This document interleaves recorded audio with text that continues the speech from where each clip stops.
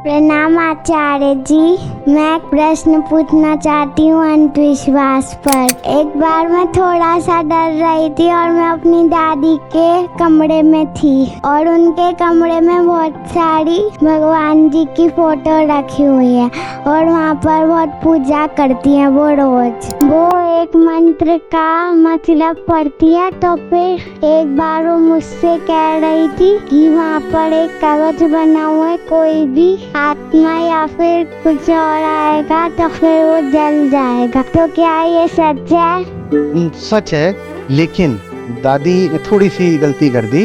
उन्होंने भगवान जी को वहां रख दिया। अगर वहां रखोगे तो कवच भी कहाँ बनेगा? वहीं बनेगा।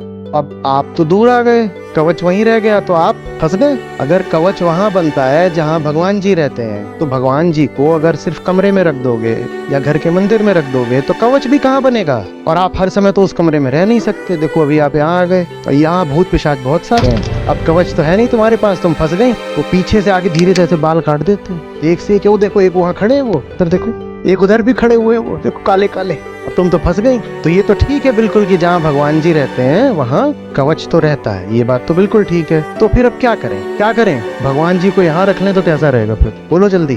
तो यही क्यों ना रख लें? फिर ना ये पूरा जो शरीर है ना यही कवच हो जाता है। अब कोई नहीं छू सकता तुमको।